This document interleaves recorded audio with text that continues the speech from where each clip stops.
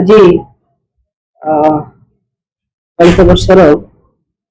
षष्ठ अधिवेशन 2026 सप्तदश विधानसभा षष्ठ अधिवेशन आसंता फेब्रुआरी 17 तारिख दिन आरंभ हो से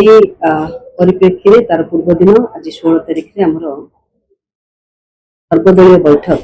आहूत होता मानवर मुख्यमंत्री बीजेपी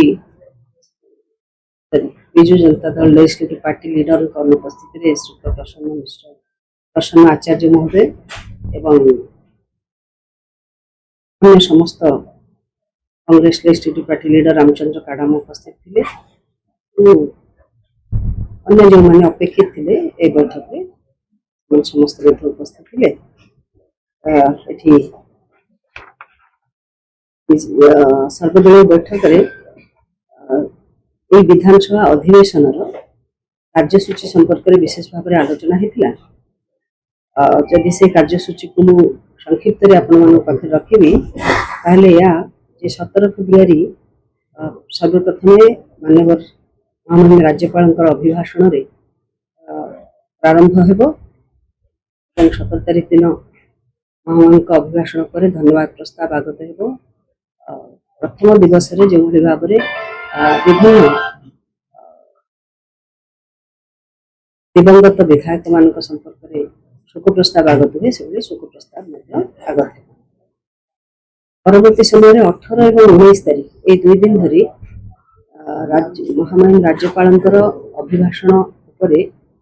धन्यवाद प्रस्ताव आगत करा चीफ व्हिप माध्यम से विषय 18-19 फेब्रुआरी 2 दिन धरिक आलोचना रहे। चलित अधिवेशन बजेट अधिवेशन होता कारण 20 फेब्रुआरी दिन 2026-27 मसीहार बजेट उपस्थापन करा ठीक से भाव में 23 और 24 तारिख 2 दिन निर्धारित होती बजेट उपर साधारण आलोचना हो। परवर्ती समय 25 फेब्रुआरी मार्च 8 तारिख पर्यंत एक 14 दिन समय निर्धार्य होती जो थी कि बजेट संपर्क में आगत होता बजेट संपर्क में विभिन्न डिपार्टमेंटल कमिटीज जो अच्छा डीआरएससी से संपर्क में कमिटी आलोचना करेंगे तथा उपस्थापना करेंगे पुणी 2 मार्च 9 मार्च विभाग स्थायी कमिटी रिपोर्ट उपस्थापन करेंगे। परवर्ती समय पूरा लंबा समय 10 मार्च रु 30 मार्च पर्यंत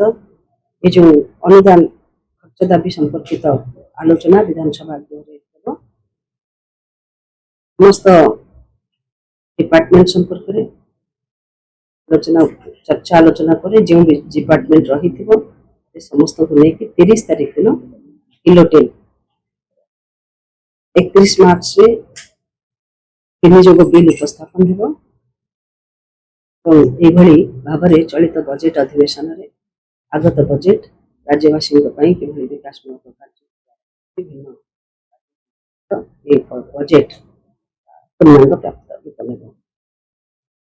अवधि भितर 2, 6, 8 ये 3 दिन मार्च मासर एप्रिल मासर 2 तारिख 6 तारिख और 8 तारिख बेसरकारी सभ्यों कार्य दिवस रूपे स्थिर होती और फेब्रुआरी 21 एप्रिल 4 और 7 ये 3 दिन सरकारी कार्य दिवस रूप में निर्धारित होती। प्राइवेट मेंबर्स बिल को इंटरव्यू करने का सुजोग मिल प्राइवेट मेंबर्स बिल उपस्थापन करें से संपर्क में समय निर्धारण से अनुसार कर ठीक से भाव में 21 फेब्रुआरी 4 और 7 एप्रिल ये 3 दिन सरकारी कार्य दिवस रूपे घोषित होती समय जहाँ किसी सरकारी कार्य निर्वहन करने जदि आपंक आम भिडी भल लगा तेब आम चैनल को लाइक शेयर और सब्सक्राइब करने को जमा भी भूलु नहीं।